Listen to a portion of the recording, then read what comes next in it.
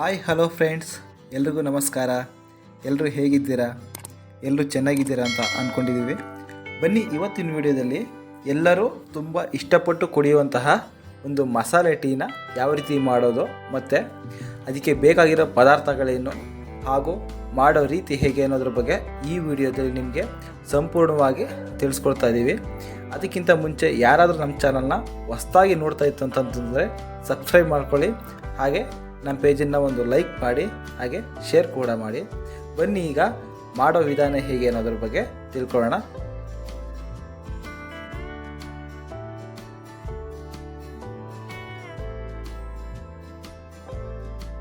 ಈಗ ತಾವು ನೋಡ್ತಾ ಇರ್ಬೋದು, ಇಲ್ಲಿ ನಾವು 1 ಸ್ಪೂನ್ ಆಗುವಷ್ಟು ಸೋಂಪು ಕಾಳನ್ನ ತಗೊಂಡಿರುವಂಥದ್ದು, ಹಾಗೆ 7 ರಿಂದ 8 ಏಲಕ್ಕಿ, 4 ರಿಂದ 5 ಚಕ್ಕೆ, 1 ಸ್ಪೂನ್ ಆಗುವಷ್ಟು ಕಾಳು ಮೆಣಸನ್ನು ತಗೊಂಡಿರುವಂಥದ್ದು, 8 ರಿಂದ 10 ಲವಂಗ, 1 ಒಣಶುಂಠಿನ ಈ ರೀತಿ ಸಣ್ಣದಾಗಿ ಪುಡಿ ಮಾಡಿ ತಗೊಂಡಿದ್ದೀವಿ.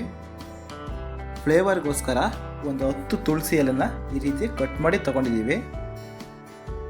ಹಾಗೆ ಸ್ವಲ್ಪ ಪಲಾವ್ ಫ್ಲೇವರು, ಅದ್ರ ಜೊತೆಗೆ ಒಂದೇ ಒಂದು ಭಜನೆ ಕೂಡ ತಗೊಂಡಿರೋವಂಥದ್ದು. ಬನ್ನಿ ಈಗ ಮಾಡೋ ವಿಧಾನ ಹೇಗೆ ಅಂತ ತಿಳ್ಕೊಳ್ಳೋಣ. ಬನ್ನಿ, ಈಗ ನಾವು ಕಾಯೋದಕ್ಕೆ ಒಂದು ಪಾನನ್ನು ಇಟ್ಕೊಂಡಿದ್ದೀವಿ. ಈಗ ಇದಕ್ಕೆ ಚಕ್ಕೆ ಮತ್ತು ನಾವು ತಗೊಂಡಿರುವಂಥ ಎಲ್ಲ ಫ್ಲೇವರ್ನು ಕೂಡ ಇದಕ್ಕೆ ಹಾಕಿ ಒಂದು 2 ನಿಮಿಷಗಳ ಕಾಲ ಇದನ್ನು ಚೆನ್ನಾಗಿ ಹುರ್ಕೊಳ್ಬೇಕಾಗುತ್ತೆ.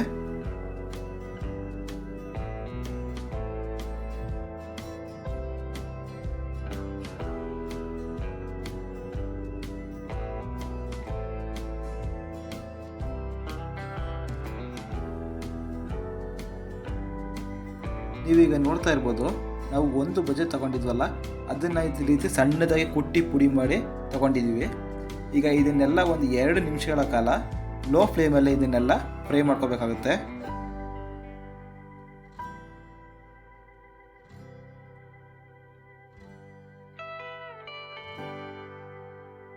ಈಗ 2 ನಿಮಿಷ ಫ್ರೈ ಆಗಿದೆ. ಈಗ ಇದಕ್ಕೆ ಒಣಶುಂಠಿ ಮತ್ತು ನಾವು ತಗೊಂಡಿರುವಂಥ ತುಳಸಿ ಎಲೆನ ಹಾಕಿ ಇದನ್ನು ಕೂಡ 1 ನಿಮಿಷಗಳ ಕಾಲ ಇದನ್ನು ಚೆನ್ನಾಗಿ ಫ್ಲೇವರ್ ಬರೋ ಹಾಗೆ ಫ್ರೈ ಮಾಡ್ಕೋಬೇಕಾಗುತ್ತೆ.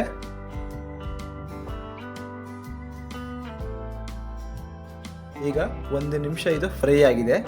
ಈಗ ಇದು ಟೋಟಲಾಗಿ ಒಂದು 10 ನಿಮಿಷಗಳ ಕಾಲ ಇದನ್ನು ನಾವು ತಣ್ಣಗಾಗಕ್ಕೆ ಬಿಡಬೇಕು. ಆನಂತರ ನಾವು ಇದನ್ನ ಮಿಕ್ಸಿಂಗ್ ಮಾಡ್ಕೋಬೇಕು. ನೀವು ತಾವು ನೋಡ್ತಾ ಇರ್ಬೋದು, ಈಗ 10 ನಿಮಿಷ ನಾವು ಇದನ್ನೆಲ್ಲ ತಣ್ಣಗಾಕ್ಬಿಟ್ಟಿದ್ದೋ. ಈಗ ಇದನ್ನೆಲ್ಲ ಈ ರೀತಿ ಒಂದು ಸಣ್ಣ ಜಾರಿಗೆ ಹಾಕ್ಕೊಂಡು ಇದನ್ನೆಲ್ಲ ಈಗ ನಾವು ಮಿಕ್ಸಿ ಮಾಡ್ಕೋಬೇಕಾಗುತ್ತೆ. ಇದನ್ನು ನಾವೀಗ ಮಿಕ್ಸಿ ಮಾಡ್ಕೊಳ್ಳೋಣ. ನಾವೀಗ ನೋಡ್ತಾ ಇರ್ಬೋದು, ಮಸಾಲೆ ಸಂಪೂರ್ಣವಾಗಿ ರೆಡಿಯಾಗಿದೆ. ಬನ್ನಿ ಫ್ರೆಂಡ್ಸ್, ಇವಾಗ ಮಸಾಲ ಟೀ ಮಾಡೋ ವಿಧಾನ ಹೇಗೆ ಅಂತ ತಿಳ್ಕೊಳ್ಳೋಣ. ಈಗ ನಾವು ಒಂದು ಪಾತ್ರೆಗೆ 1 ಲೋಟ ಆಗುವಷ್ಟು ನೀರನ್ನು ಹಾಕ್ಕೊಳ್ತಾ ಇದ್ವಿ. ಈಗ ಅದೇ ಪಾತ್ರೆಗೆ ನಾವು 2 ಟೀ ಸ್ಪೂನ್ ಆಗುವಷ್ಟು ಟೀ ಪುಡಿನ ಹಾಕ್ಕೊಳ್ತಾ ಇದ್ದೀವಿ. ಇದು ಒಂದು 2 ನಿಮಿಷಗಳ ಕಾಲ ಇದು ಚೆನ್ನಾಗಿ ಮಳ್ಳಿ ಡಿಕಾಕ್ಷನ್ ಥರ ಬೇಯಬೇಕು. ಈಗ ನೋಡಿ, 2 ನಿಮಿಷ ಚೆನ್ನಾಗಿ ಟೀ ಈಗ ಬೆಂದಿದೆ. ಈಗ ಇದಕ್ಕೆ ಅರ್ಧ ಟೀ ಸ್ಪೂನ್ ಆಗುವಷ್ಟು ಮಸಾಲೆ ಪುಡಿ, ಹಾಗೆ 2 ಟೀ ಸ್ಪೂನ್ ಆಗುವಷ್ಟು ನಾವು ಸಕ್ಕರೆನ ಹಾಕ್ಕೊಳ್ತಾ ಇದ್ವಿ.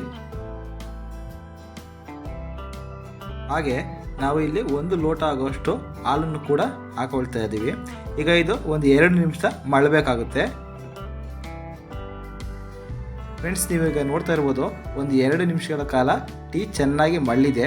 ಈಗ ಈ ಮಸಾಲೆ ಟೀ ಸಂಪೂರ್ಣವಾಗಿ ರೆಡಿಯಾಗಿದೆ.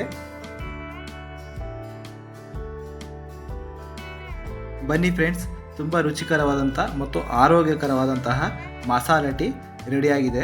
ಇದನ್ನು ನಾವು ಹಾಲಾದರೂ ಯೂಸ್ ಮಾಡಿಕೊಂಡು ಕುಡಿಬೋದು, ಇಲ್ಲ ಅಂತಂದರೆ ಡಿಕಾಕ್ಷನ್ ರೂಪದಲ್ಲಿ ಬೇಕಾದ್ರೂ ನಾವು ಇದನ್ನು ಟೇಸ್ಟ್ ಮಾಡ್ಬೋದು. ಮತ್ತು ಇದು ಮುಖ್ಯವಾಗಿ ಜ್ವರ ಬಂದಿರೋರಿಗೆ ಮತ್ತು ರಕ್ತಹೀನತೆ ಇರೋರಿಗೆ ಮಾತ್ರ ತುಂಬಾ ಹೆಲ್ಪ್ಫುಲ್ ಆಗುತ್ತೆ.